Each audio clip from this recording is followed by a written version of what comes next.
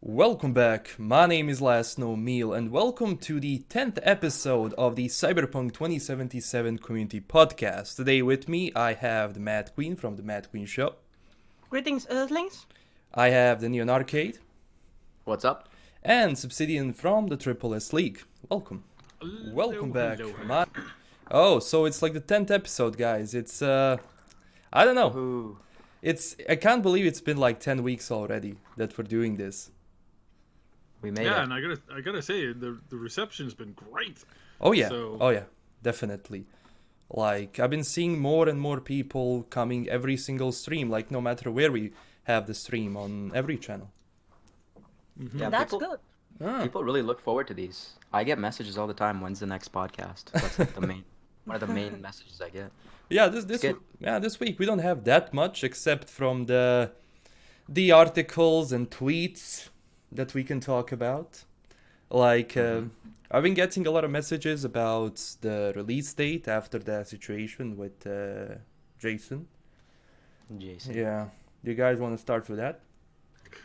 Sure. Well, I must confess that it sounds more like a bet than credible sources inside CD Projekt Red. Basically, because in the last article he wrote about CD Projekt, and he mentioned a couple of things that were told by some sources to him, and they were really outdated.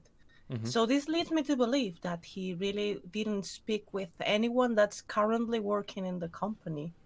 That's why I just don't. It's hard for me to believe that this comes from an inside source. I mean, if I had to bet without having any kind of information, I would have said exactly the same. I've been saying that there's going to be a delay for some time now, but not because I have any kind of inside info. Just because we're talking about CD Projekt, they're super perfectionist, and I was totally sure that they were aiming for a 2019 release, and there was going to be a delay. Mm. But that is something that you can deduce without the need of any kind of knowledge. Yeah, we've been talking about it like every single podcast. Yeah. It's like cursory information at best.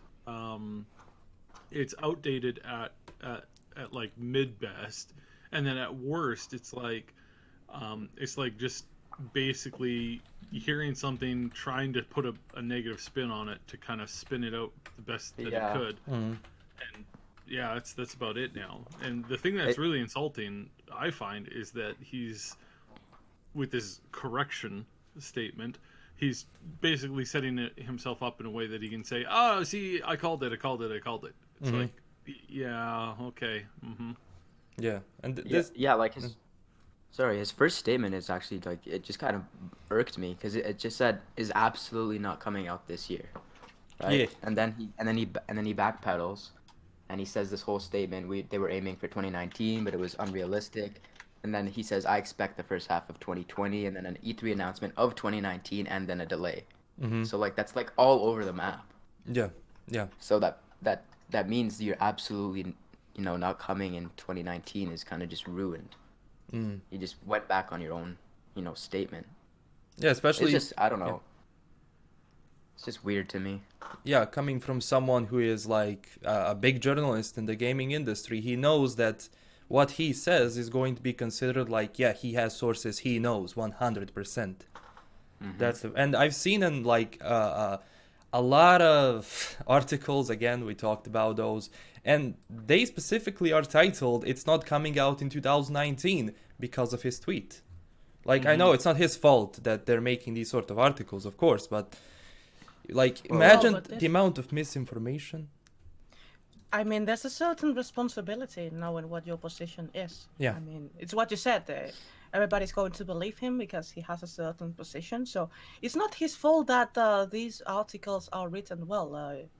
I mean, he knows these articles are going to be written.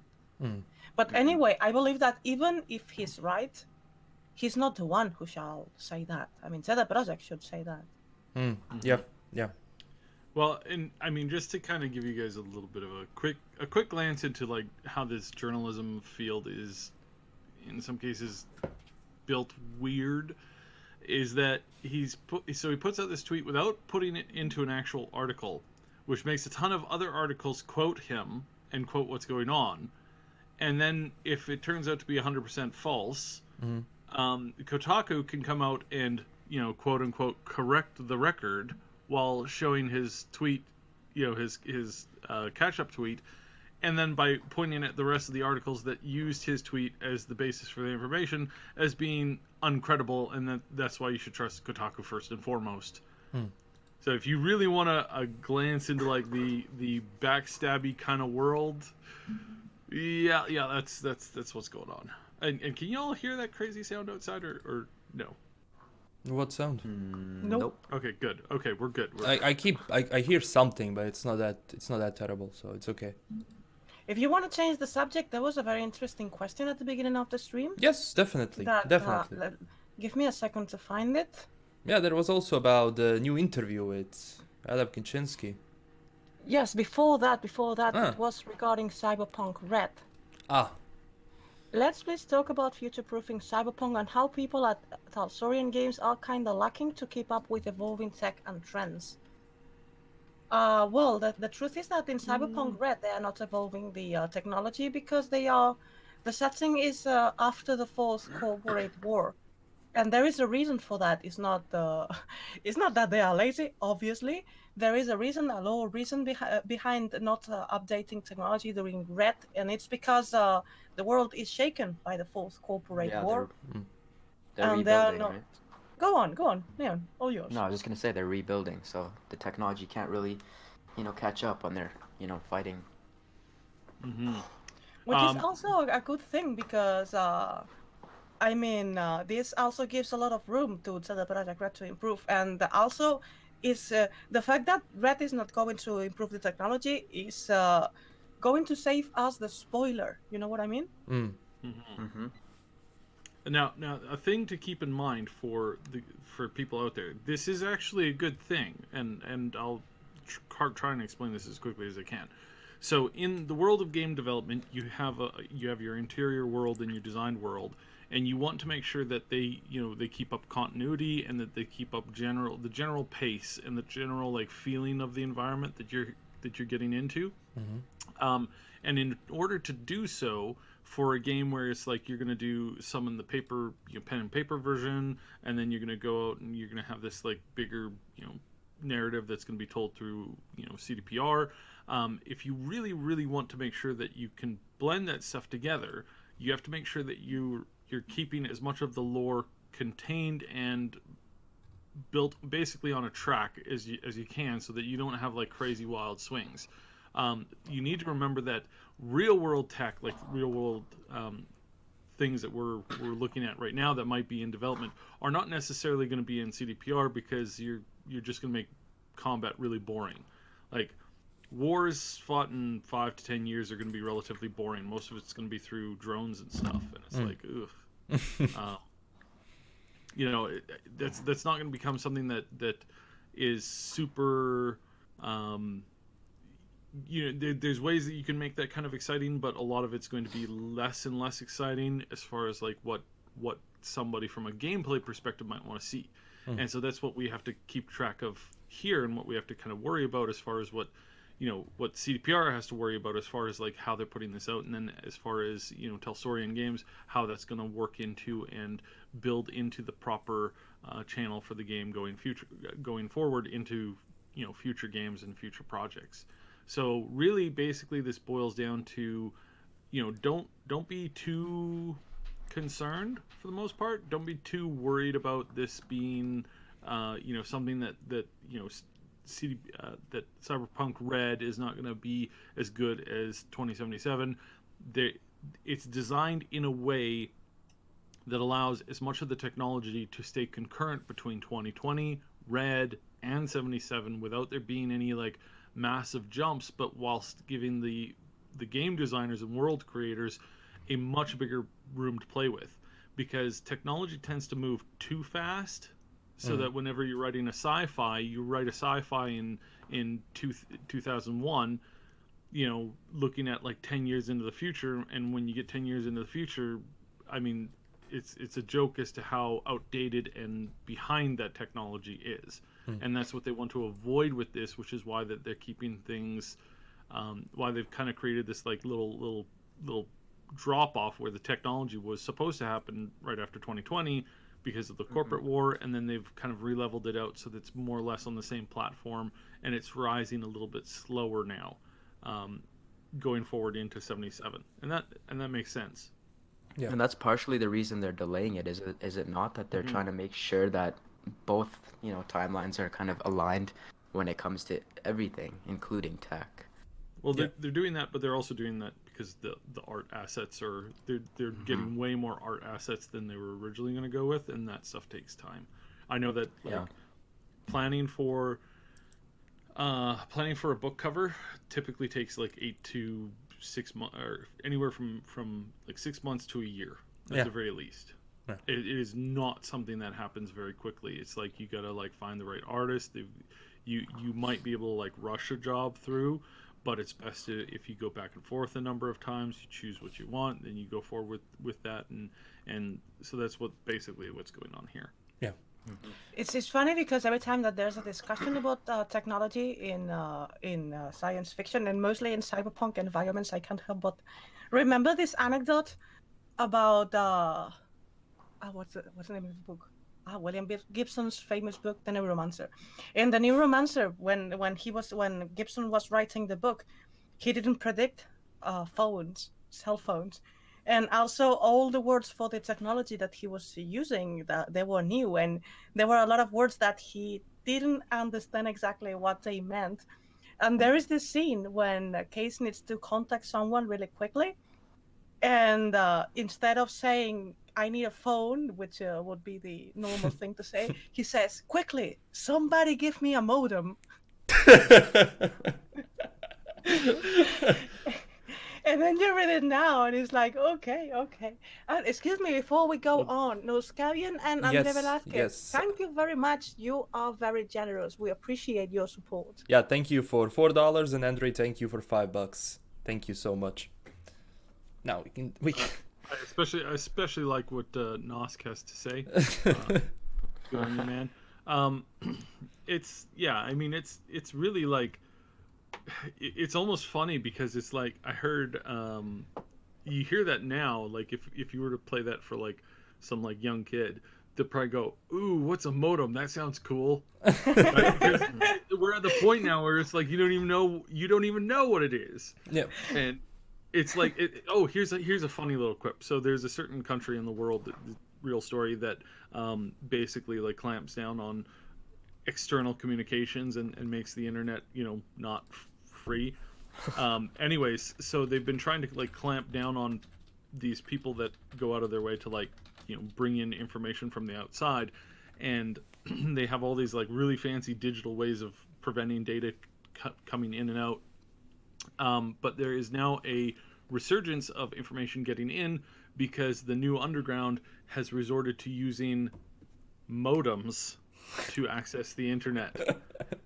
Nice. Which again is like again, just let that sink in. It's like all the digital stuff, but because the technology has gone so far ahead into the digital scape, modems are now being used to outpace access to where the government doesn't want access and information going to, and it's doing such a good job that it's actually preventing them from being able to do this.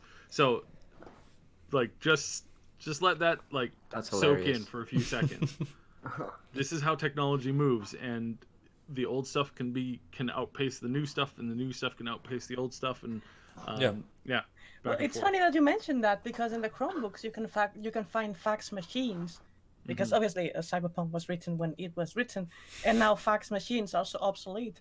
Then maybe in the future they can find another usage for fax machines. Oh, I remember one scene from Altered Carbon season 1. It's not a spoiler. I think most of you watched it. Like, everything now is like being watched, and then he takes the VHS and it's like, okay, you cannot hack this. Bam. So it's like a cool use of older technology, because that's physical. It cannot be accessed. So I don't know. That's a cool thing, especially for like a cyberpunk show. to go back. But tech, as you said, like tech is moving really fast. Like every single year we get something new. If you look at the phones now, like you have foldables now, they're gonna be moving forward in the next couple of years. Like every single year, it's something crazy. It's funny. It's funny because now that you mentioned the phones, is the reasons why technology evolved. I love when Mike Pondsmith says that is the market that shapes the uses of technology, and this was one of the premises of Cyberpunk. Mm-hmm. And it's always said that phones evolved to bigger phones with bigger screens because of porn, which I don't know if it's true, but A back lot, in the no. day when you had the beta videos and VHS videos, the market went to one side because of porn. Mm-hmm. So I'm curious about in the future technology. I'm not saying that it has to be porn, but what are going to be the excuses for one technology to be more successful than another one? Well, a lot of Or what- smartphones these days have cameras. Like their main selling feature is the megapixel or whatever the size of the cameras, because Instagram and all these things are so popular. People taking selfies is at like the highest rate ever. So that's yeah, why my, like my phone can screens take could be like bigger. 3D images, and it can also like do an impressive slowdown effect too. So it's like, yeah, we're seeing this kind of like come in. So where this ends up, being put, and you're right about that, Mad Queen. Basically, every major advance that we have on the internet is primarily there because it was originally used or was originally designed for porn, basically. Like video streaming, entirely there because of that. File sharing, entirely there because of that. Well, we need to thank porn for all that we have.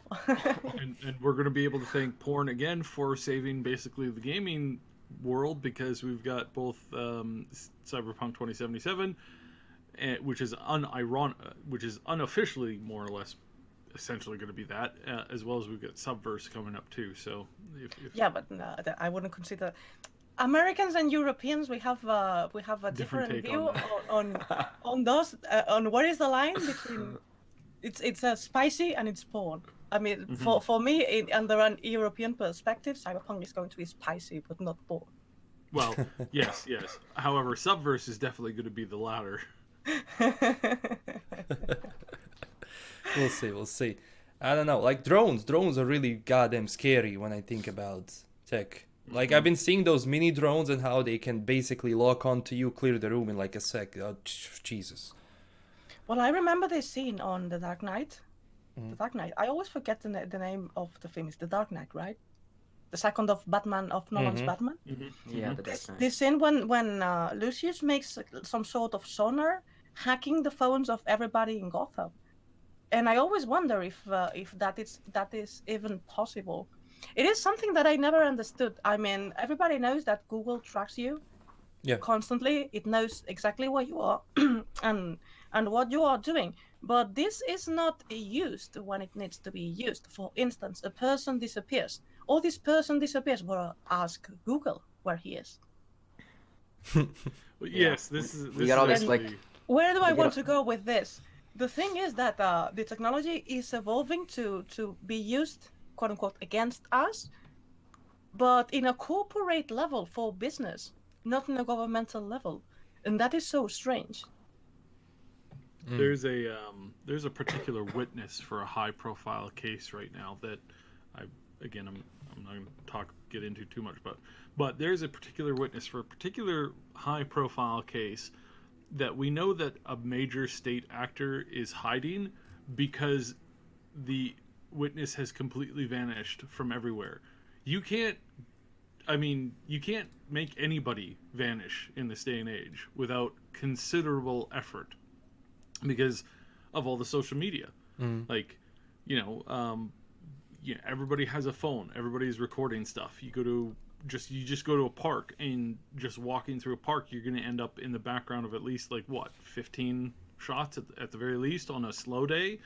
2,500 shots on a busy day. You go to a carnival or something like that, you're going to end up on something somewhere. And if somebody's able to completely vanish, they're doing so with major assistance, which you can't just get from anywhere.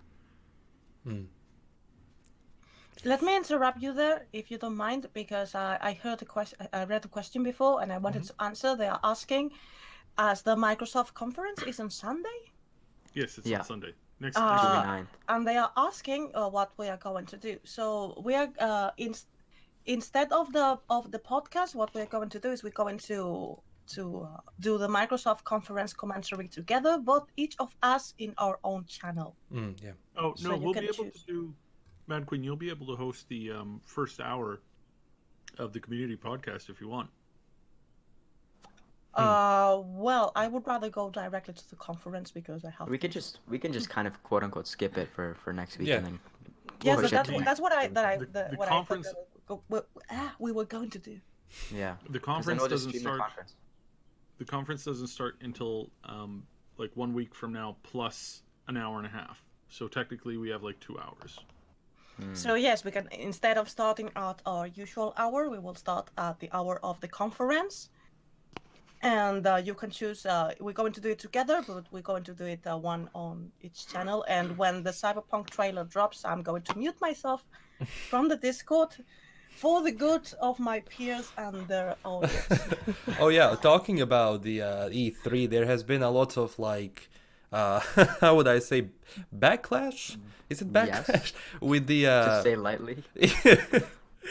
People have been like asking me like, I think like people have been asking you to like, we're not going to see anything. You're going to see stuff. That's the thing. But I don't People are know. just making sweeping assumptions about what they're gonna see. They already think they know everything about E3, and then they're already discounting it. Yeah. Like it's not even come yet. It hasn't. We haven't watched E3. Let it unfold. Let it happen, and then make a judgment after. Yeah. That's totally fair, but it's not discounted right off the bat just because we're not seeing gameplay from a specific time from the on floor event. You know what I mean? Mm-hmm. I don't think that's really fair, but hey, people are gonna say whatever they want. Yeah, true. But like that's the thing with like they have a show ready. That's their biggest show yet. Of course, we're going to see a lot of stuff. Of course, they're going to talk about game. Obviously, some stuff like I know they said like a couple of days before that there was it a statement that both public and private, but still, there's gonna be. I think Yeah. that's what confused people. Yeah, I think that's why people are mad because essentially they're both technically kind of considered private because you have to be there to watch even the public one, right? Mm-hmm. So people are like, what's the big point about that? You get two private demos essentially. So I can kind of understand why people would be a little bit upset about that because of the two demos, but again, we don't know what's happening. Mm-hmm. True. Sorry. What? Sorry. Just a random laugh out of left field. So Something unexpected. Just to clear up the schedule, then for next week, looks like probably we'll be hosting the TripleSLeague from the normal starting time, doing a little bit of a pre-show. Then we'll be going into the live show for the Microsoft conference, and then we will probably be hosting some form of after show, depending on the news. But we also have the Bethesda show, and I think When is- there's one more after that too. I think there's I'm trying to remember. Devolver, I think, has their show that evening following the Bethesda show as well. So yeah, it's going to be a crazy busy day for pretty much all of us. Is the Bethesda show right after the Microsoft one, or is there No, it's a few hours gap? afterwards. Okay. Yeah, there's a fair gap because what used to happen is you'd have the PlayStation, the Sony show in there somewhere before. So you'd have like the Microsoft and the Sony, then usually that's how it would devolve into. But yeah, this year there's one less major show. We still have the Nintendo show, and a bunch of other stuff going on at the same time. So it's a packed. It's gonna It's be going awesome. to be a packed Sunday next week.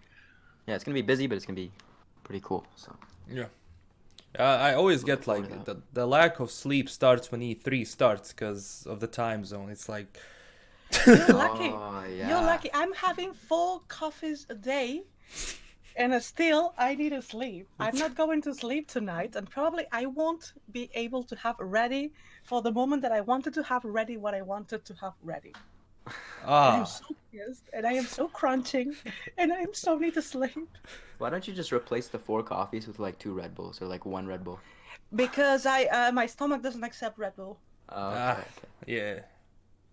So it's either coffee or tea. But tea, Take I'm take half caffeine British, so pills. sorry. Take some caffeine pills. Oh no, I don't like them. I like coffee. I like the taste of coffee. I'm more of a tea person, but right now I need to Mm. be awake. I don't Mm. know. Maybe someone is changing my capsules for decaf. I don't know because I, it's the I only explanation. I just don't stop it. It doesn't work on Drink. everyone the same. That's the thing. I like to drink coffee like at 10 p.m. or something like that, and I can go to sleep easily. Like it Yeah, works. same. It No, works no, different. it usually affects me. But as I've been without sleeping for so long, I reached the point where coffee is just like water. Your tolerance is too high. You take a break. Yes. Yes, when E3 finishes, I'm going to be sleeping for a week. Hibernate. Yes. I feel like we're all gonna be do that because we're all gonna be super Oh, busy and making stuff and yeah. There's gonna be like analyzing stuff. video about this, video about that. Like usually, Yeah. like 10 days after E3 are crazy. Like Mhm. a It's a good lot of crazy though. yeah, of course, of course. But it's And you always have the surprise stuff that comes out. Mm-hmm. And so just so kind of quickly go over the schedule. So on Saturday you actually have the EA thing, which again the only reason why anybody's going to tune into that is to see the Star Wars thing, which starts at 9:30 in the morning EST. Great, awesome. Or no, that might be no, that's PST. That's Pacific Standard Time. So 9:30 Pacific Time. You're gonna have Jedi the Fallen Order. Then on Sunday you've got the Microsoft, Bethesda, and Devolver Digital shows. On Monday you've got the PC gaming show, Limited Run Games, Ubisoft, Kind of Funny, Square Enix, which is going to be huge because there's this big thing coming there. And then on Tuesday you've got Nintendo, and then everything else past that is just basically the small stuff. yeah, yeah. What are the leaks on Nintendo's? Because apparently everybody's hyped for the Nintendo one. I saw a poll earlier on Twitter. It was like, which conference are you most excited for? And everybody was voting for Nintendo. Nintendo. They said they're only we're going to talk about software. That's all I know about it. Mm. So we're gonna have a big thing coming about Pokemon, Animal Crossing, a bunch of other less well-known games. You got Splatoon, Super Mario Maker 2 is gonna make a big splash. Bunch of other little stuff. Yeah, it's there's supposedly some more Zelda stuff with the release of the Hyrule like mini thing. It's a spin-off from the actual like Zelda game. Cadence of Hyrule. Yeah, that's what it was. Ooh, Right. that's gonna be interesting. So yeah, no, it's going to be big. Microsoft's got I think Microsoft has the hidden winner because most people are not expecting Microsoft to storm the show Yeah. this year. Yeah. And they're going to storm the show. Not only are they going to storm the show, but they're going to set an unbelievable bar that everybody will have to follow, and which I think is why I think, and a lot of people are like, you can't hold a candle to Sony this year. They've got all this cool stuff.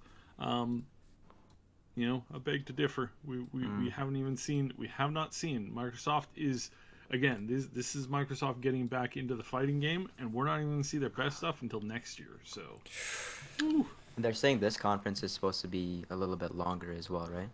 It's supposed to be just over 2 hours, Yeah. I think some people are saying. So Do we know how long the CDPR conference is gonna be? Their presentation? their don't presentation think within so. the Microsoft presentation Yeah, yeah. should be around 15 to 20 minutes. It's not Ooh. huge. 20 That's minutes of actually a just Last year it was about 3 minutes. yeah. So this year Yeah. I'm hearing, now again, this is unofficial stuff that, again, I know that we have some people who listen in. This is not taken from any direct things that you can track to. So don't worry about that. So, but it's also not confirmed. So, expect anywhere between 5 minutes to 20 minutes for CDPR, which is a long time for the show. It's like you're taking up 10% of the show basically. 20 minutes, man. That would be insane. You know how much Well, let's info see they if have. it's true that. Sorry. No, just continue. Well, let's see if it's true that they use Cyberpunk as a flagship of for the Scarlet. And by the way, they asked this several times, and I wanted to talk about this regarding E3, and also going back to the subject of the controversy. Yeah. Because I'm a little slightly pissed that people seems to forget that we're going to have a lot of things that are for people that don't attend E3. Because it seems that everybody is forgetting that Martin Iwiński will be talking in the Coliseum, and the content of his conference is not known. We don't know what he's going to say, what he's going to do there. Mm-hmm.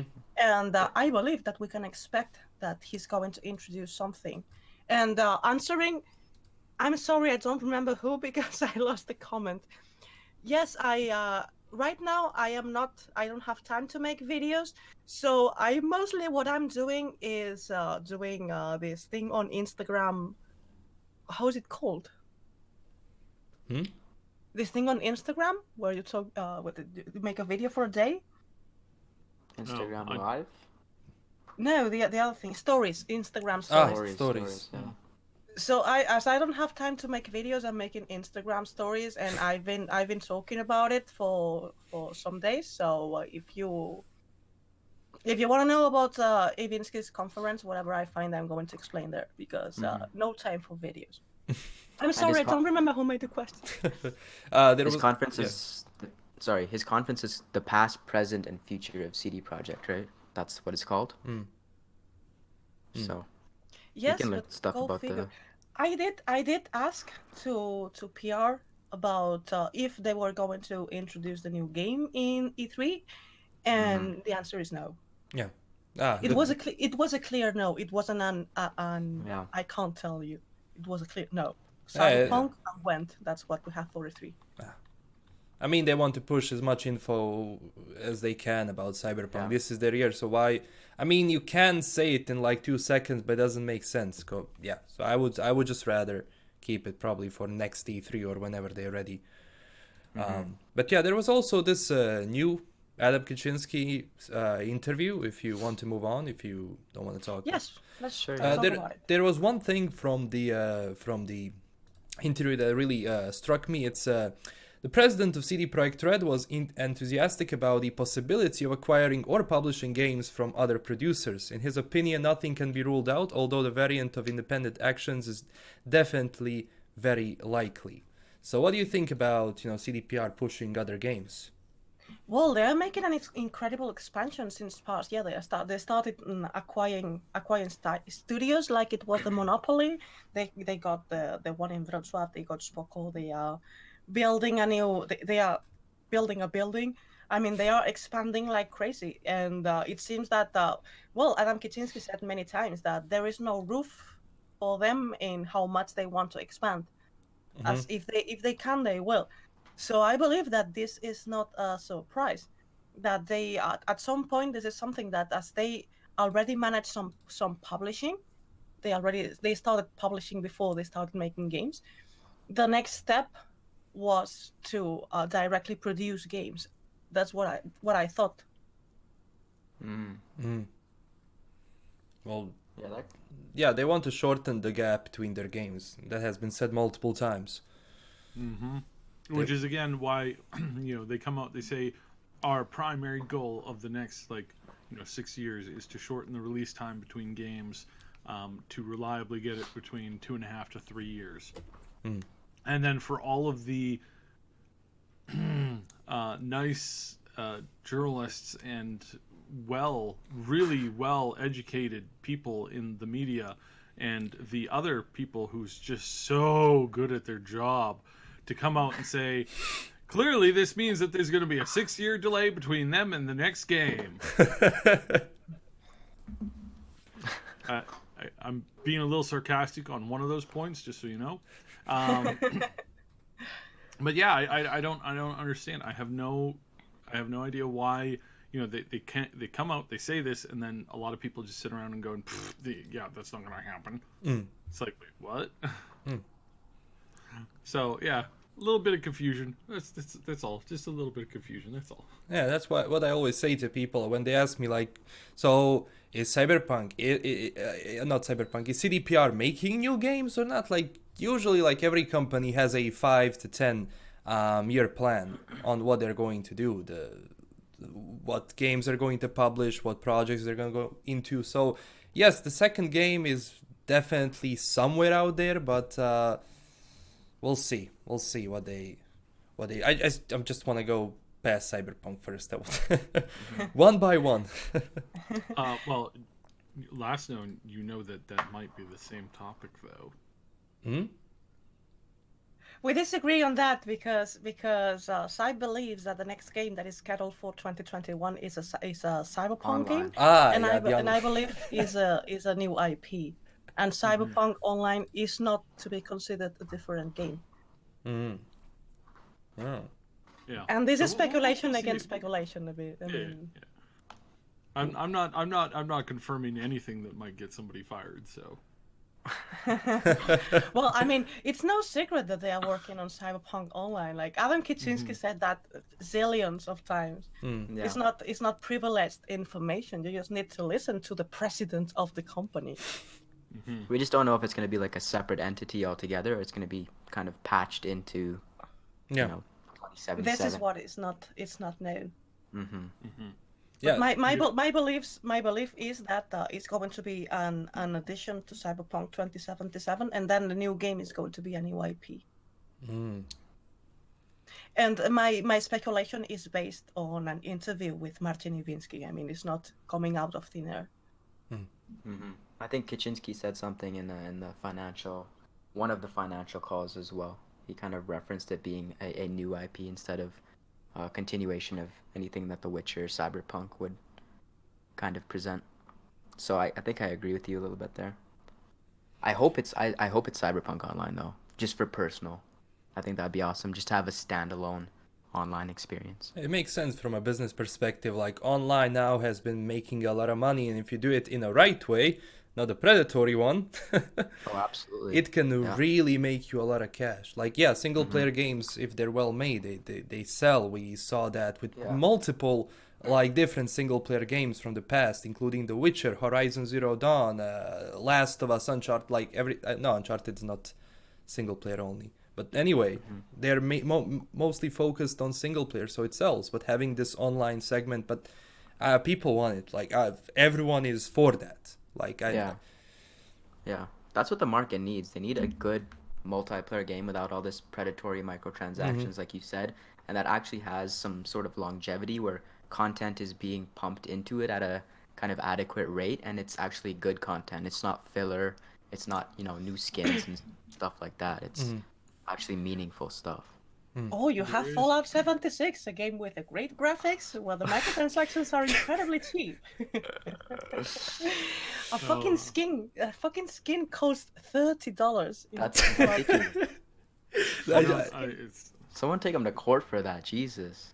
It's so embarrassing. Just saw an article about that. Like, and I enjoyed the game, and I enjoyed Fallout 76. I mean, I liked the game, but Jesus. I really didn't. I couldn't play. I couldn't. I tried. I couldn't. Yeah, but like Todd Howard actually came out and said we knew like it's gonna have bumps, man. Those are not bumps. Those are holes. Those are mountains, my guy. Well, I got the game because it was close to my birthday, and my family said, "Oh, a new Fallout game is out. You plays Fallout? I think she does. Do you want a new Fallout? A new Fallout?" Like, well, got it. Oh yeah. By the way, did we talk about GOG 2? On this I believe we didn't. Now that you mention it. Yeah, because that has been skipped, and like, hello, one launcher to rule them all. Did you guys sign up for the beta for that? Yeah. That's gonna be awesome. I mean, oh shit, I didn't. Oh, go. I mean, this idea, like, someone did like during the April 1st, someone did like a joke video. Some big company did it. Was it? Might be wrong here. Was it Razer? Was it someone? I was gonna say Razer. Yeah. I think they. Yeah. Like, I think it was about a mouse, though. Wasn't it about a mouse? like a floating, levitating mouse. I think they did a launcher one as well. Yeah, someone did. Anyways, yeah. Someone did, but god damn it. But this whole idea of just having one launcher is kind of cool, but my concern are other companies willing to participate. Well, you can get around it though. And It's kind of like and that's how they and that's how they're designing it, because technically speaking, you know, it all just boils down to, you know, how the tool basically works in that. So it's like, honestly, it's a really good idea, and if they can like put this in, then they, you know, they have their goal. And what a lot of people have been complaining about and talking about is like, oh, GOG is like crashing, it's not going to do well. It's like, no, they were restructuring. You think they were just, you know, sitting with the tail between their legs going, well, I guess I guess the show's over, guys. You know, we got nothing to add to this fight. I mean, you got Epic and you got you know, Steam, and that's it. And game's over, guys. It's like clear they were like formulating a plan and you know, preparing to hit it like full bore. I didn't expect this so soon though. I wasn't expecting this kind of an announcement. I've been like surprised by a lot of announcements. Especially the tease for Baldur's Gate 3. It's like I knew about that, and I was expecting to like not even hear about that until sometime next year. Like, I was not expecting it to come out so quickly, and when it did, I'm like, well, that's great. I love that it's out. You know, the tease is out sooner than I expected. A little upset that I couldn't get more of a heads up on it, but you know, whatever. It makes sense though, because it's like supportive infrastructure for when 2077 comes out, which is presumably sometime soon. Sooner. When it's ready. I have to pick my words carefully here, otherwise someone's gonna blow this out of proportion and make 15 different videos about it. We know the release date of Cyberpunk when it's ready. Absolutely, when it's ready. But yeah. Going back to GOG too, like it really makes sense. Like, this is something they also Adam said in this most recent interview. We want to be innovative because if you do not come with anything better, the chances of success are small. We look at what is missing from the market. We look for undeveloped places. That's how GOG was created, which functioned as good old games. There was no service where you could buy older games to operate on modern systems. This is it. This is Let's not forget that before the success of The Witcher 3, CD Projekt was financing their games with publishing. So it's literally their specialty. Yeah. I was surprised, but not that surprised. It's the kind of thing that we could expect from someone that is specialized in publishing. And doesn't have this, you know, this idea of mine, my own, my precious. I want everything exclusive, only in my platform. They don't have this philosophy. So if someone was going to do it, it was obvious it was going to be them. Or, you know, they don't have ties to a world domineering country that's basically trying to take over the world. You know, just generally, I find that just generally kind of a healthy perspective too. True, but I'm so glad, like everything that I've been seeing now about publishers, if we're gonna talk about them, like, it's so bad.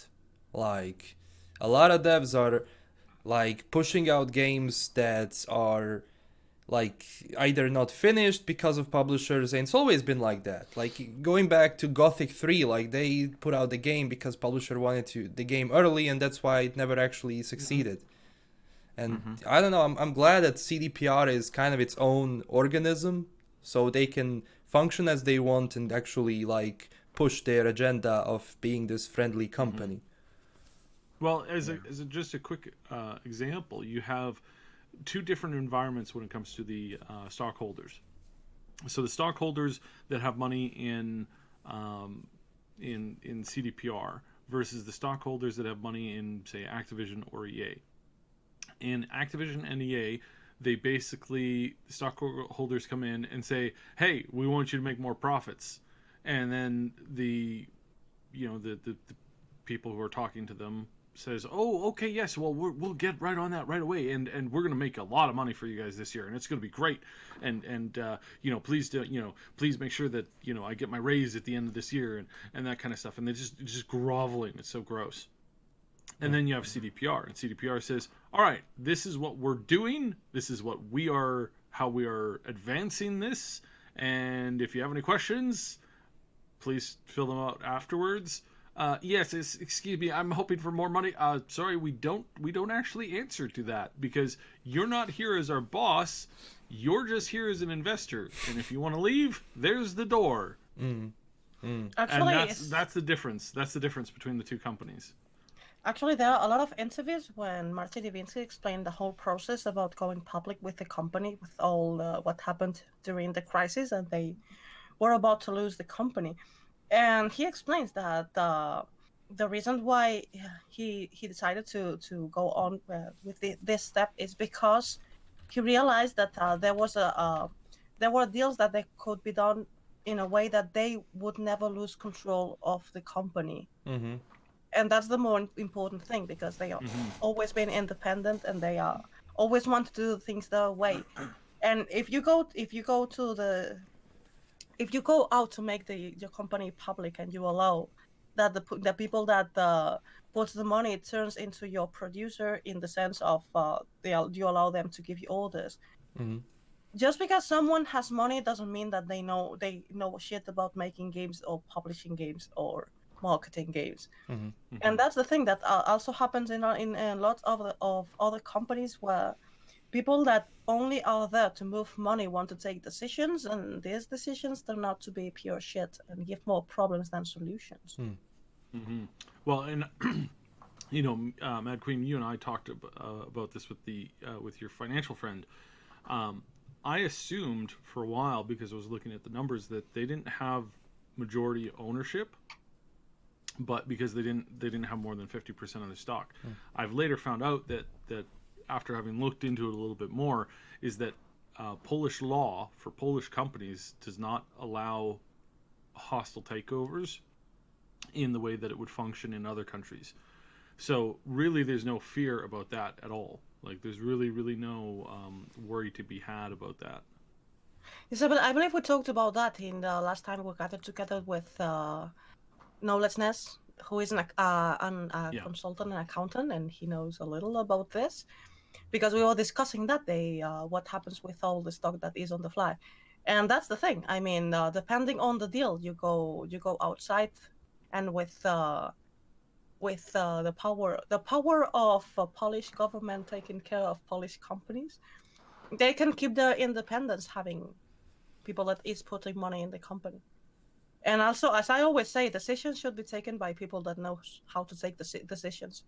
Having money doesn't make you smarter, just make you richer. Mm-hmm. I guarantee that you can take the correct decisions to do something useful with a company. And we see it. I don't know who of you said that before. It happens. Returning to the thing about the publishers, if they produce a game and they put money, they want to take decisions over this game. But that they put the money doesn't mean that they are taking the right decisions. Mm-hmm. Yeah, that's the problem with investors that are willing to invest in developers and just creation of video games. They don't know much about the system, how it works, what people want. It's not a classical like business investment where it's like, okay, you do this, it gets us money. Like no. Like games are made in a way, if you put your heart and soul into it, it pays out more than actually like saying, okay, you have this now, you have this shop. It doesn't work that way. It's not a classical like business model where you just, I'm going to put in the money, they're going to put as many options to monetize the game, it's all gonna be good. No, it won't. We saw it with other games, it just wouldn't work. Those games are just a waste of time and money. Simple as that. Yeah, I don't know. We'll see. Yeah. This is the moment where we turn on fire. Like, we are so mad. Some decisions are made in the gaming industry that doesn't benefit anyone. Games getting out to the market that are not finished to reach the Christmas season. Games that are going out to the market because they just don't have more money for production and they can't finish the game, and Yeah. things like that. Yes, it happens. It happens. This is something that people tend to forget, but this is something that happens. Yeah, and I also want to go back to like, well, I think it was the previous investors conference when Adam Kaczynski said like we don't push our developers to finish something just because of fiscal year. They don't care about that. They want to see the project done, so then they can release it. They don't care about oh we're gonna release it then we're gonna get the most sales. And when I preach about this company so much, when I say about all these things, people are like, oh, you praise this company too much. No, but it in today's industry, it's a rare thing to see someone thinking that way. It's a rare thing. It really is. Like it's kind of it's almost disgusting in how a lot of companies treat the actual design process, because you never get away. I mean, you push. There's a lot of companies who kind of push this mentality when it comes to like music or artists, but it's like, my goodness, could you imagine just trying to walk into a studio with like one of the biggest artist groups and be like, okay guys, we understand that you're wanting to take your time on this album, but we don't care about that. We just compress it down, get it done as fast as you can, shove it out, and then we'll just after it's out, then we'll just add more stuff to it as we go. It's like, or we'll fix the problems with the album once it's out. It's like, that would never fly ever for any other form of artistry, but for some reason it has a bad habit of flying in the video game industry, and I don't know why. People spend a lot of money. It's kind of devolving into quantity versus quality kind of culture when it comes to development, which is not really a good thing for the consumer, obviously. Yeah. But they're just shipping out games left, right, and center. Yeah. I hope that the next crash is not gonna happen. Like it Well, was. I'm going to... Sorry, go. No, I'm done. I'm going to ask if someone else is having troubles with YouTube. I can't write comments. Yeah, my Really? chat's not working. It's getting a little lagged down every once in a while. It's probably just some general delay. I'm sure it'll be. Yeah, I've It's been not looking at a it. delay. I mean, the last comment was some time ago, more than like 20 minutes ago. I mean, Yeah. and I was trying to write something, and Let's see if I can. I tried refreshing it. It didn't. do it. Also, I yeah, tried it's refreshing as down. well. Streamlabs is also not refreshing. Let me see. Nope. Well, I hope that this is getting into people, because there's 138 people watching. If they can't comment, at least I hope that the rest is working. Yeah, I hope they can hear us.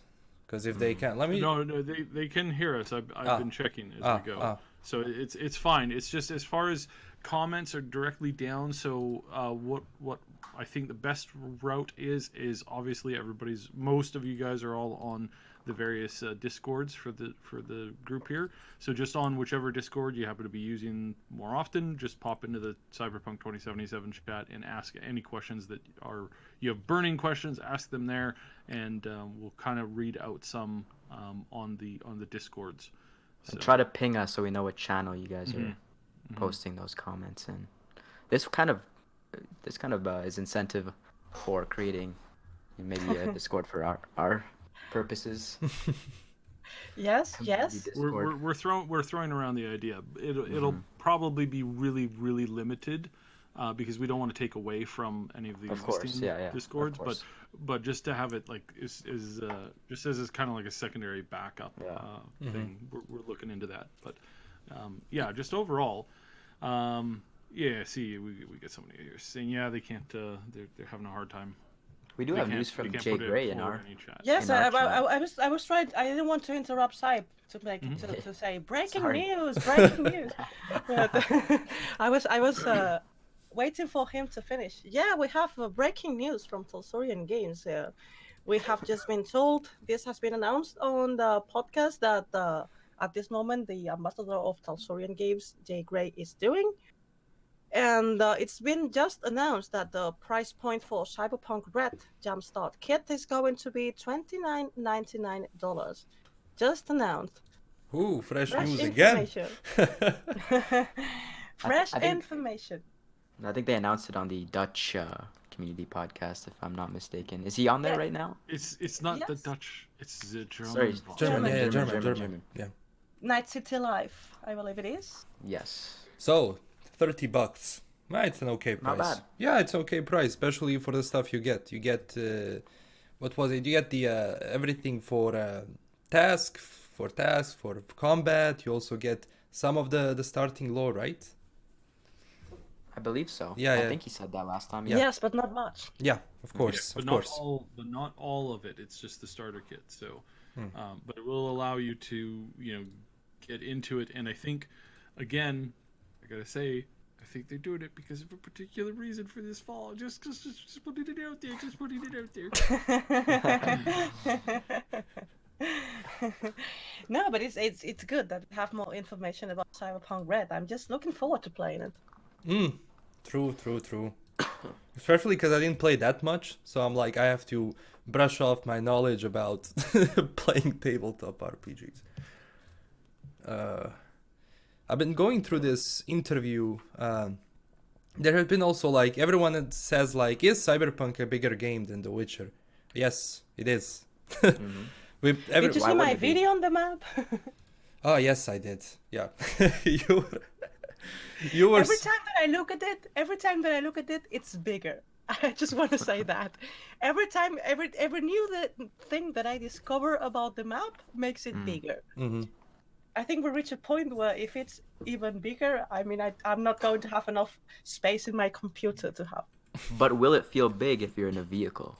That's the question. I think that's one of the major dilemmas they had in development. Well, they is are making it using. feel- If I am right, they are using the whole Night City map, and it was they had the Night City center, and then they had a lot of highways around it, and there was an explanation about how the highways were. This is in the source book of Night City.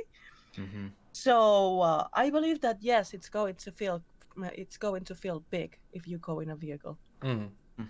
Oh yeah, talking about vehicles and city. Someone like asked me. This actually was a repeating question. Like in some of the zones, like during the previous gameplay they've shown, like they said, like it looked a little bit empty, but at the same time that was a pre-alpha gameplay. It wasn't filled, it wasn't finished. So whatever you see there, the empty streets and everything, it's probably because it wasn't done. You're not going to populate it that much. Well, and the- actually, they already said that some zones were going to have more people at night, and some zones were going to have more people at day. So maybe it's for the time of the day. True. That's something. And the entire thing took place in Watson, correct? Like we didn't traverse to any other areas on the map. It was all specifically Watson, as far as I know. Yeah, I don't think. Yeah. I'm pretty sure, yeah. And if you look at the Night City Metro map in the E3 trailer, Watson is a tiny little blip on the entire Metro map. So, But that's what I keep repeating to people. It's not. Yeah, of course the map is always important. How big it is, how small it is, but it's not how big the map is. It's how used it is and how populated it is. And It's the is it feel, right? yeah, Yeah. if is it fun to explore a huge ass world, or is it boring if you say like, oh, we have this huge world? Yeah, it's empty. Well, I believe that people, and this includes me, expect the same density of quests than we had on The Witcher 3. So a bigger map means more secondary quests. And I would love to see that. This was an old theory of mine that no, it was more a wish list, not really a theory. That I would love to see side quests that are directly related to how did you grow your character, because as you don't choose a single path like one character class, but you have a multi-class depending on the abilities that you pick. But depending on the abilities you pick, you're going to be one class or a different class. And maybe being one class can open some sort of secondary quest directly related to that class. That's something that I would love to see. I don't know if it will happen because it's just a wish list. But I expect the same density of quests in the Cyberpunk as we saw on The Witcher 3. There were super secondary quests that were very difficult to find and were incredibly funny, like the one that Roach talks. Did you play that quest? What? No. Where is Yeah, yeah, that? yeah, yeah. When you go into this land, was it? Yeah, I think it was that. Ro- Yeah, they Roach give you some talks? yes, they give you some sort of drug Yeah. where you can hear the animals, and then you start talking with Roach. Shit, I missed that but- one. That's like God the damn best it. one of them all. Oh my god. You're I'm going upset to right love now. it. But it's very difficult to find it. It's very, very difficult to find it. Hang on a second. I have to clear something up. Are you saying that people can't normally hear animals talk to them? Other than you know. Okay, just asking for a friend. It's not me. It's just a friend. I'm asking for a friend. Okay, cool. Depends on the Cool. animals. I hear pigs all the time. Peter wants to know your location right now. I'm so pissed that the comments are not working. Well, I have I a question know. in my Discord. Oh, please, because I'm so pissed that this is not working. How much the building in Cyberpunk 2077 would be like in Deus Ex? You could break into most of the houses and loot them, and mostly we were rewarded in some way for doing so. Well, yeah, probably you will be rewarded with a bullet in your brain. How interactable would Cyberpunk 2077 be? But no, Yeah, I believe if you start looting places, houses in an overcrowded city, most probably they are not going to be empty. And this is this is a parody of America, so everybody's going to have a gun and everybody's going to shoot you in the head if you try to break into somebody's place. yeah, especially like I like the idea of mega buildings. That's gonna be fun. Like they're gonna have a lot of things in themselves, and just I'm wondering like it's probably gonna have a lot of side activities inside one building. So that's gonna be fun. Probably some breaking and entering. Yeah, but you have to be stealthy, not like in Deus Ex. Yeah. You enter into whatever's house in Deus Ex and they just look at you, they ignored you. Totally and absolutely. Like, hello, I'm going to drink your beers. Why? Because. Not my And then- beers. Yes, I mean, I was drinking everybody's beers in Deus Ex. I entered into people's You're a- apartment and stole everything and read the diaries and drank the beers. I mean, and nobody shooted at me. I don't know. Also I in The don't know. Witcher, like in some areas, like you'll go into a house, you can loot it, but like if you go to like a camp that's sort of full of army, like a lot of cavalry and stuff, they're gonna attack you. And my idea around that is like, well, if you were just like a random peasant and then you have like a Witcher going into your house taking stuff, you're not going to say stop. So I don't know, maybe that's the logic behind it, but yeah, in Cyberpunk, every single action has a consequence. So watch what you Well, they've said watch what they've you said you can they've said you can steal cars, so Mm. I would imagine you can steal other things. Yeah, Yes, but I mean, in real life, you can also steal a car. Yeah. So And they're you won't making do it because you're afraid of the consequence. hmm And that's the thing. yeah. Yeah, maybe. And I also like the idea, like when you, I think Skyrim had it. When you steal something, you can't really go and sell it everywhere you want. So, like for example, what I would like in Cyberpunk is if I steal something, and I can't really go anywhere and say, "Hey, there's like 20 weapons that I want to sell." I don't know where they came from.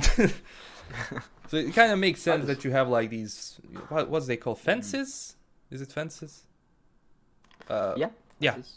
that can buy stuff from you, like that you steal. That would be a cool Oh, addition. yeah. Vent- Go into a fence to Yeah. sell. Yeah. No, I would hope that works its way into the game system somehow, because that would just be really cool, I think.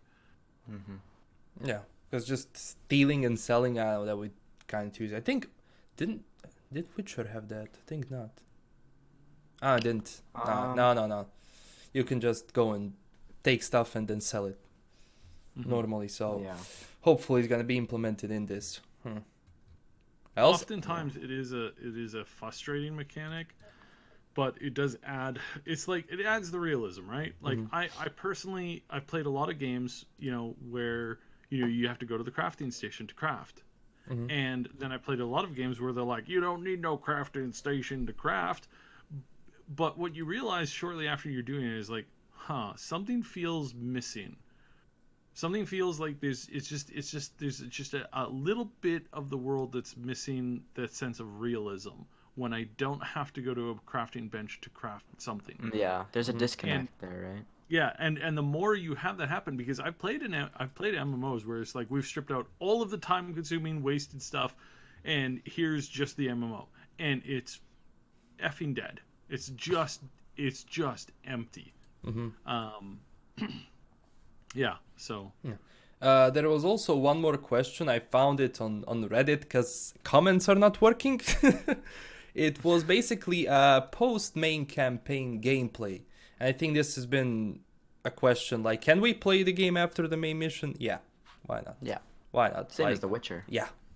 Same as The Witcher. You have an insane amount of secondary quests everywhere, and nobody finished Caliga. Very little people I know did. But no, yeah, you will be able, like, to everyone asking, yes, you will be able to play the game. Like, Witcher was working in a way that it actually gave you a save before, the main ending, the main events unfold, because, like, the game kind of ends there. But I'm guessing Cyberpunk is just going to continue. But I wonder, like, if we're going to see the repercussions of our actions after the end of the game. Like, depends how much, like, we... I think that was a question they had on the forums. It's like they were asking the community questions. Like, they do weekly questions for the community, and I think that was one of them. And majority of them said voted for a world where you're thrown back into, which is a product of your actions that you undertook during the main quest. So if they listen to the fans on that, or at least the forum fan base, then that's likely what we'll get. Yeah. Which is awesome. I think that's awesome. I also like the idea. I've been thinking about that. Like, we're obviously gonna have cars in the game, multiple cars. We're probably gonna have like some sort of a garage to fill it, because that's also like I've been thinking about. Like, I don't know if that has been confirmed about buying buildings, not buildings, buying apartments, or we're just gonna have one which is like there. It was confirmed that we're going to be able to buy multiple apartments. Nice. But you need to make the money to be able to afford them. Yeah. That's why it's talk a lot about stealing stuff. Who needs in cyber? Now let me be clear. In Cyberpunk 2077, who on earth needs to have an apartment when you have a strip club? Like, seriously, it's just I'm sure some people live in the strip Because clubs in sometimes Cyberpunk. Sorry, please go on. No, I was done. Go ahead. I think that some people just want to not hear music when they are sleeping. What? Your strip clubs, they usually have music. Yeah. I mean, apart from naked people. They have to get undressed to something, and usually they... So if you want to sleep, music may be, a little annoying for that. Well, it's not open 24/7, although actually... I'm really wondering about the prices, though. It's probably gonna be like, some endgame stuff that you can get when you're older. Well, there is a more or less list on the prices of apartments in the Cyberpunk 2020 Night City sourcebook, but I don't know if they're going to make inflation into that. Oh, true. Yeah, inflation. That's a good. Because considering the price, maybe in 2020 they have a price, and then in Cyberpunk Red prices went down, and then in 2077 there's no inflation, because compared to 2020, as we had a gap in Cyberpunk Red, things are going to cost more or less the same. Because I believe that they mentioned roughly what the Trauma team costed, and I'm not 100% sure, but I think it was more or less the same that in 2020. Because in 2020 was like $200 an hour, something like that, the Trauma team. Oof. I don't remember. I should check again. But I think back in the day I did check when in the gameplay someone is saying how much the Trauma team costs. Maybe I was dreaming. I was sleeping and I dreamed all this. I don't think it. Does someone else remember about it? I don't think it says how much it costs. I think they just mentioned the platinum membership. I could be wrong though. I didn't. You mean, I are the looked at one it that from- gets all the details. I of know, the game, but so I if know, you but don't find, you didn't find it. I'm I not don't going think to they do did. No, they didn't. They didn't. They didn't. Yeah. I Oof, they have said- another question by Murko. He's asking, will you guys be committed relationships in your first playthrough, or you will guys sleep with half of Night City? Well, in my case, if I pay, because if my nights out depends on dialogue, I'm so fucked. And not the way I want to be, I mean. How about you? Who wants to go Uh, first? I guess just to experience the entire city, I'm gonna try to just be a man whore. But other than that, I don't know. I think yeah, for my first playthrough, I'm gonna do that. But So you're going to ask for money? So you're going to try to sleep with people and ask for money? yeah, exactly. But best of both worlds. Well, that's a good I'm gonna get a idea. mi- I'm, That you're I'm going gonna to get a enable Mr. people- Stud. I'm gonna get a Mr. Stud, and I'm just gonna go out and make the world my oyster. Well, this way you're going to be able to save to have an apartment. Yes, I'll need that. A big one with a big bed. Yeah, I'm the only one here who's gonna spend on guns. Well, I mean, I'm sure that a Mr. Stud is not that expensive. To be fair, it's Well, like last that's time like an I checked, afterthought. my prices weren't that high.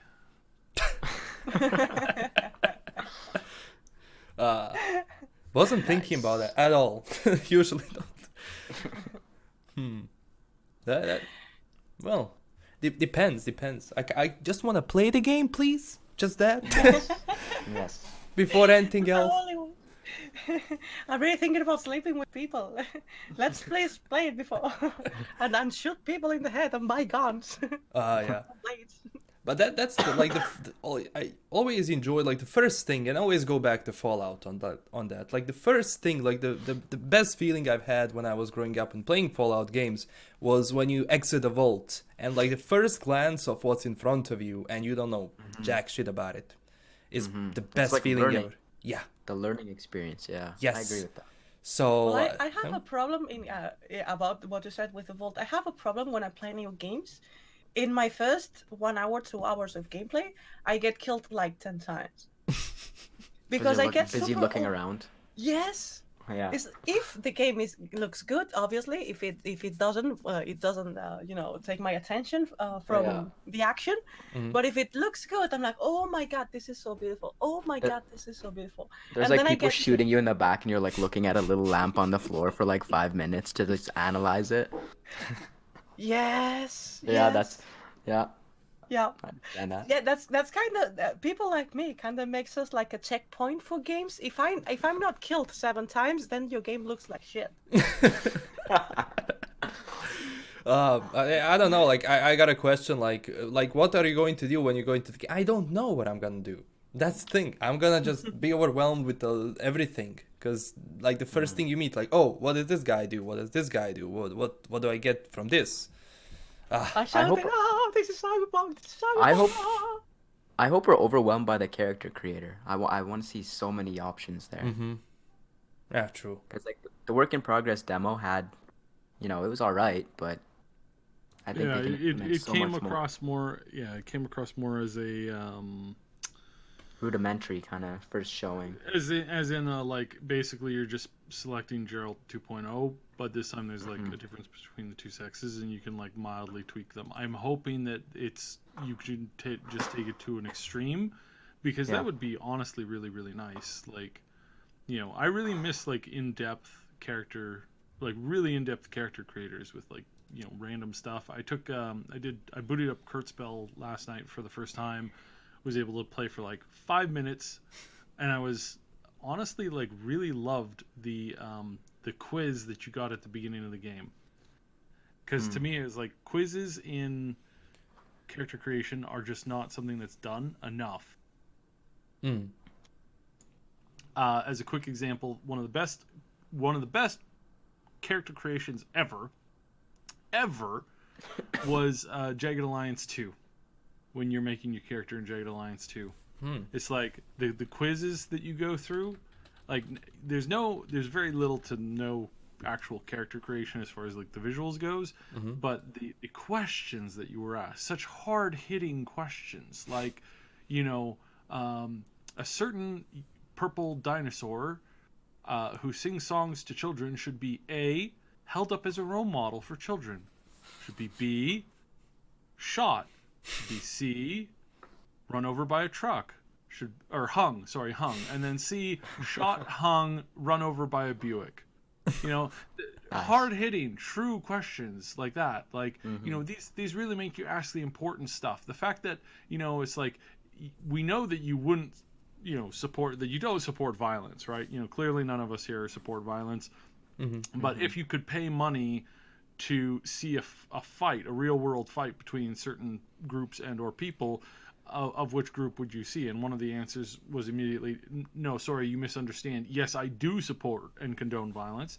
The second one was the NRA versus Congress, which just like a brilliant thing there. And then I think one of them, there's a couple other like funny ones in there, but it's like, I really miss that kind of stuff. Yeah, you know, sometimes you didn't get the outcome you wanted, but it's just like, it's just fun to have the chance to experiment and to see what people can come up with and what the community and what the players enjoy, you know, coming out of the sheer creativity of the creators. So Yeah. No, that'd be interesting.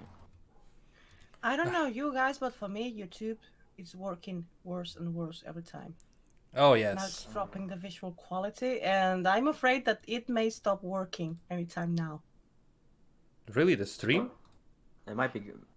It might Yes, go I offline. mean, OBS. Well, we might want to- Comments. Comments. coming back.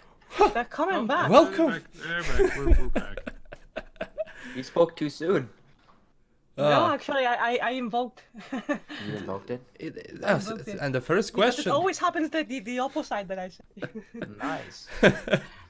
In The Witcher lore, did Ciri travel as Cyberpunk with her unicorn? We come back to that question. Awesome. That goddamn Easter egg. It was a cool Easter egg. Not gonna be like anything special. Like, obviously, again. Are we going to discuss Siri again? No. I don't know. I love the tone. No, please. Yeah, it's like it's been said too many times. We'll Yes. see what happens with that. She's not going to be a playable character. I mean, you can make her in character, but she's not going to be a companion. That has been done. Cyberpunk now. Someone asked me about that actually. That was one of the questions. What kind of interactivity will we have with companions? And I think Sib was saying that the last time, right?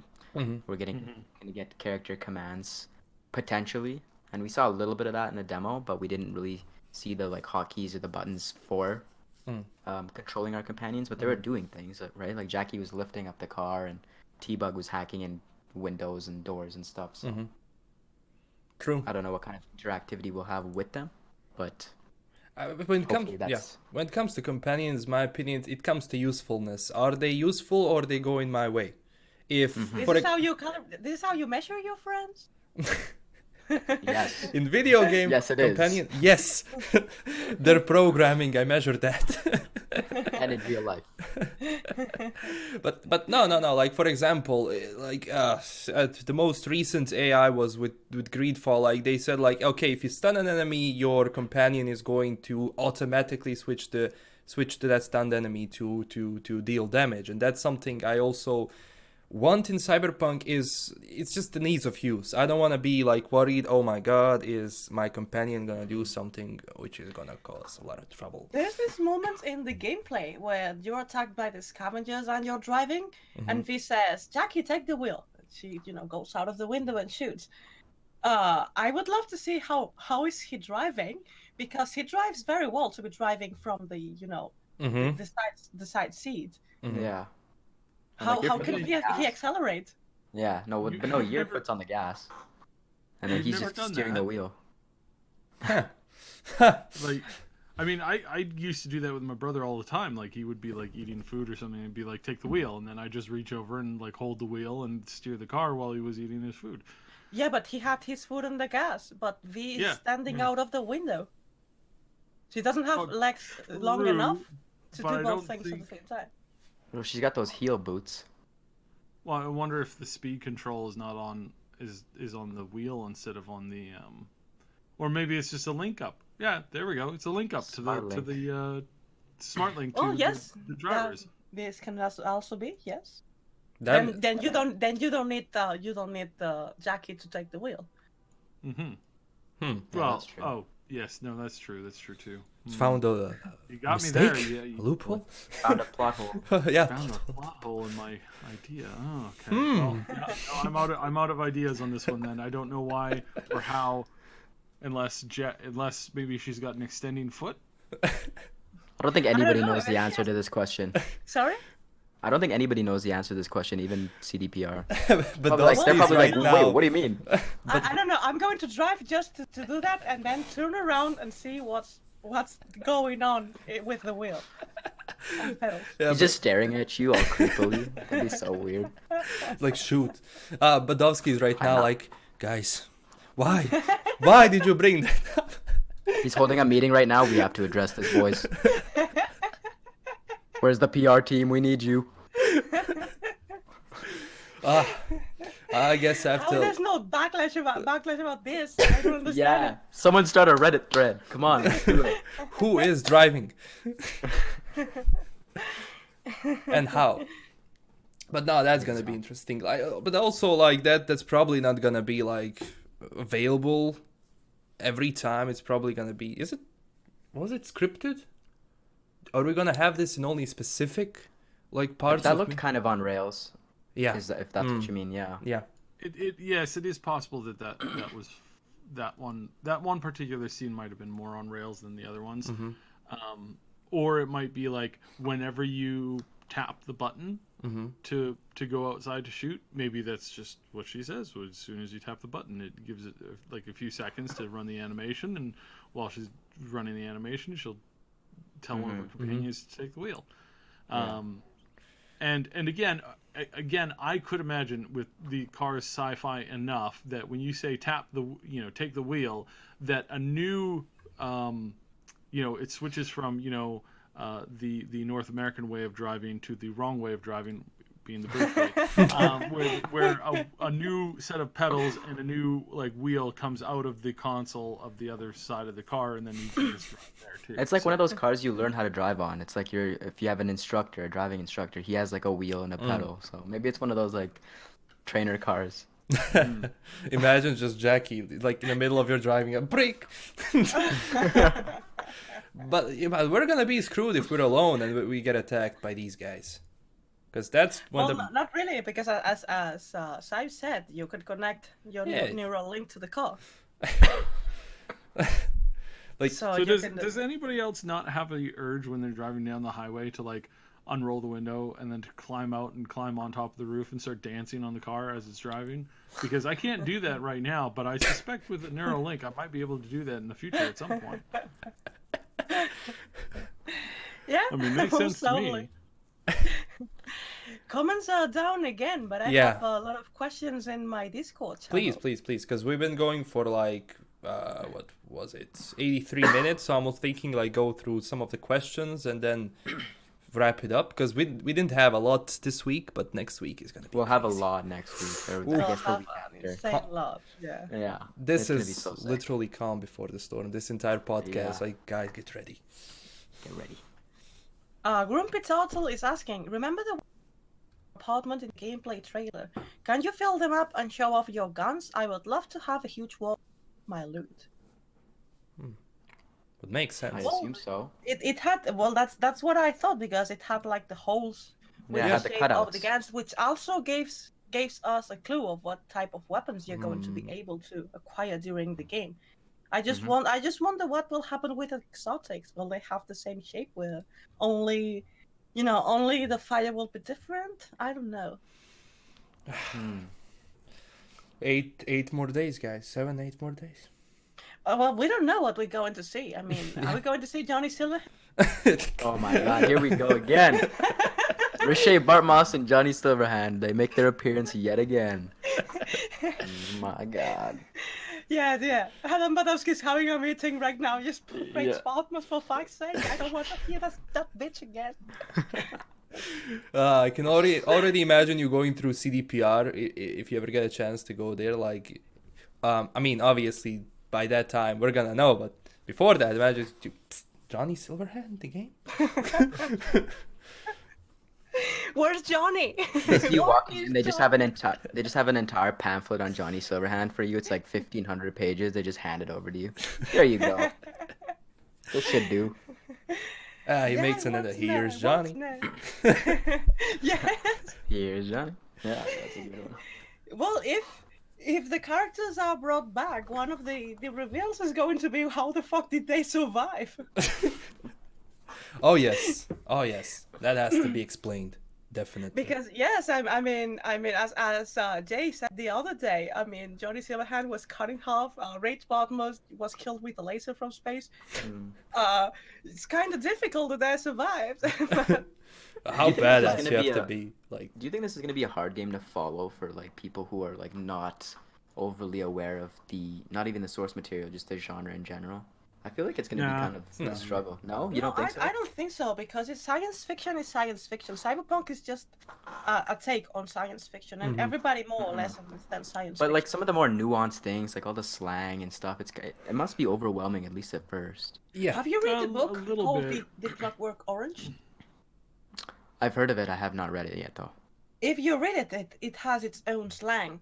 And the way that they introduce the slang at the beginning, you understand it for the context, and when you finish the book, you already know all the words in the slang.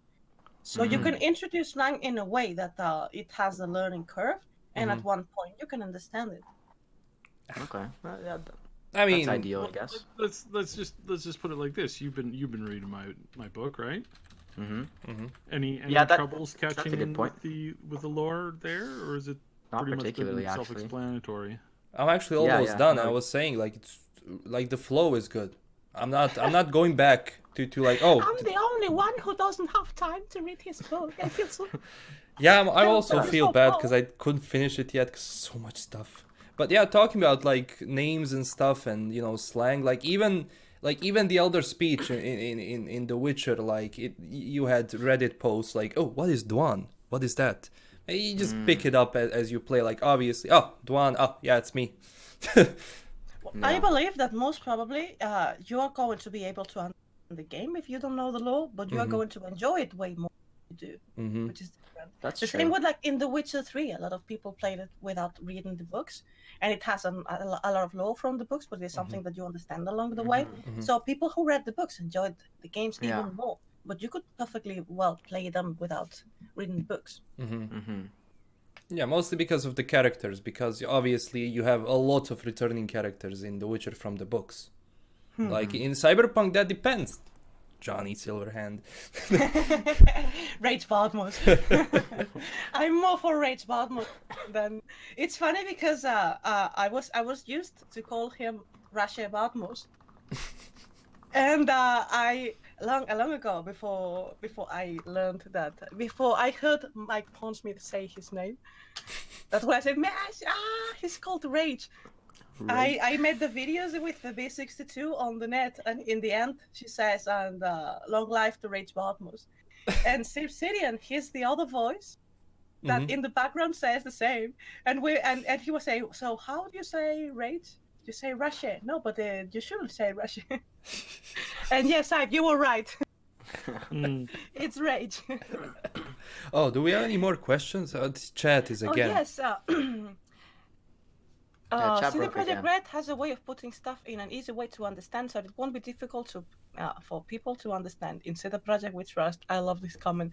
Well, they are known for being good in storytelling. This is the thing they are best in. So I think the experience speaks by itself. Another question by Murko. If you guys were to voice act in Cyberpunk 2077 as characters in DLC, what would you want to be in that DLC? Oh. Siri. Huh. Almost the same. So I would for sure probably pick something like, like a lolly character or something like that. And then, it's like you see this cute little girl on the side of the street, you walk up to her and you're like, "Hello, how are you doing?" "Hello, what you up to?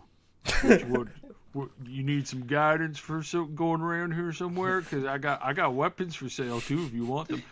Just something to make the audience go, "What the ever living? I don't want to know. I don't want to know. I don't want to know. I don't want to know." Some 'Cause sort of that's Tiny just funny. Tina? Yeah, it's like tiny Tina, except like more elegant, and just make the person's head like.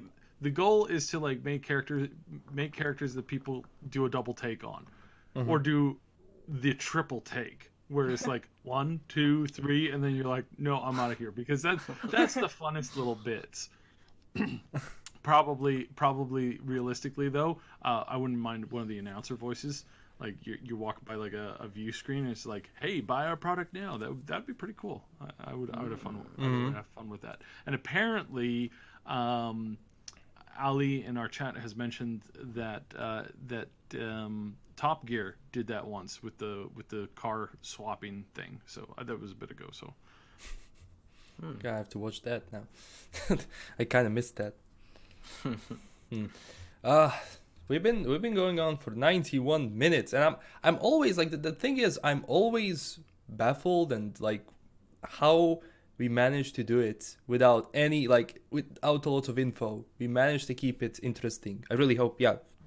Can't actually read what people think about that, but but Well, it's easy because I remember back in the day when I started doing the streams with the TripleSLeague and I think 3 years ago or something like that. We had no information about the game whatsoever, but 80 books on lore. So people were saying, "So how can you talk about Cyberpunk so much? There is no information." No, actually, there are tons of books about it, and you can use them to speculate. Yeah, there is literally everything there is about everything. Thanks to Mike Pondsmith. Yes, of course. Yeah, but also like he's been involved in this, and that's something I'm really glad that he's really invested in this. He wants to make it good because like he said that like when we had like the interview, he said, "I've been going non-stop there to really like look at the game and see it is," and I'm so glad that he's doing it. Yeah, I like how heavily involved he is. And when you have 4,700 pages of source material, there's so much to go through. So I think it's 4,700 pages, right? Someone can correct me. But yeah, you'd kind of need him as, being there, or at least communicating with him via Skype or whatever to kind of solidify all these Did you details. just mention the whole amount of pages, the whole lore? Yeah, they've mentioned it in one of their conferences, CDPR. I think it was a 2012 conference when they were. Yeah, 4,700 pages from what I remember. 4,700? I would say that there are more. Because Are there more? Well, probably let at me this check. more, yeah. Manuals, English. How many do I have? Are you gonna count them manually? No, I'm going to go to properties. And 82. I have 82 Cyberpunk books. Yeah, and That's each of just them a are. little bit. Not all of them are canon, though. The ones that are not canon are 22 books are not canon. I'll try and find the video where it mentions that. Yeah, Maybe it's a number that they just said. but still a lot of source some- material. Yeah. A shit ton of material. Yeah. I mean, that's good. We have topics to talk about until the game comes out. Well, soon the E3, and after E3, Yeah, we're gonna have so the much to stream is talk going about. to be on fire. Oof, Yeah. it's gonna be a long stream. I don't know what I'm going to do with my life when the game is out. Play the game? Maybe? I don't Yes, know. but I Play don't- the game? I would say going to be playing the game difficult. might be good. Might be a good idea. Yes, but what I mean is the game the game turned into something like. Physics, something you can actually play. Yes, I mean it's been Okay, something I see what you mean. unrealistic for so long that only Yeah. exists in our imagination, and suddenly it's going to be a real thing. And I'm going to need my brain to switch from the unreal to real. and I think I'm going to have a heart attack. You're probably just gonna stare at the screen for like a good 24 hours in disbelief as you load up the game. Yes, I'm going to pick the controller, and then I'm not going. I'm going to stare at the controller like, well, how do you do this? I don't remember. But yes, it's like it's going to be a reality. Going to be a reality. It's something that I had the same feeling the moment I saw the trailer, the teaser for the first time. Mm-hmm. Because I had to watch it like 5 times just to believe that someone was going to make a game based on Mike Pondsmith's Cyberpunk. Mm-hmm. Because the first time I watched it, I didn't believe it. Although I was recognizing everything that was on the screen, but I was thinking, well, it's late in the evening. Probably I'm half asleep. This is not happening. It's only happening in my imagination. Yeah, I kind of felt that when the second trailer came out. I'm like, oh my god, this is, wow, holy crap, what is going on? Because it was like obviously completely different from the first one. It was something, first time you see Night City in the trailer, like, oh my god. Like, you didn't know what, you had like an influx of just details, information. I'm like, how do I sort this out? Truth is that I'm so glad that they changed the style from the first teaser to the trailer. Mm-hmm. And I know that there were people who were complaining because they were expecting the image of the teaser. But the truth is that the teaser is it's a trope. It's the cyberpunk trope. Mm-hmm. That's how cyberpunk should look like. And the fact that they went into something more Judge Dredd-ish Mm-hmm. instead of your typical cyberpunk, I'm so glad of that. Yeah, true. Mm-hmm. True. Okay. I think that would be a nice way to end the podcast. So if you guys have anything to add for the end. Yes, please do. I need another coffee. So yeah, if there's anything you want to go for the end so we can wrap this up. Sorry about the comments, guys. Again, not my fault. YouTube has been acting crazy with the notifications and everything. It's been, I don't know, like what they do in that company. Netrunner attacks. Blame the netrunners. Oh, it's like, yeah, Badowski's like, no more comments because of that driving. Did someone say Siri? Nope, not gonna happen. Okay, so I wanted to thank TripleSLeague, NeonArcade, and the MadqueenShow for coming to the 10th episode. Who do we have? Yeah, next week. Yeah, sorry. Next week is gonna be... It's a 3! Next week is a 3! So every single one of us is going to run the stream on our channels, but we're going to talk about the game together on Discord. So you're gonna get everyone on like everyone's everyone's stream, so you can go and watch the one you want. Or all of them at the same time.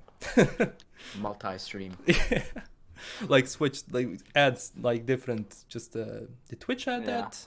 Well, there's a program where I can section it off into 4 screens or whatever. I don't know how people pay attention to all that, but hey. People just don't. Yeah. Yeah, everyone's gonna be like me with news. It's like I have to absorb everything all the time. So you get three at least 3 to 4 windows set up and just go nuts. Yeah. We'll see. But yeah, thank you everyone for joining the podcast, and thank you. That's it. See you guys next week, and you have all the links down below. So if you want to follow people on their YouTubes and Discords, go and click the links down below. And yeah, that's it. See you guys next week. See you. See you.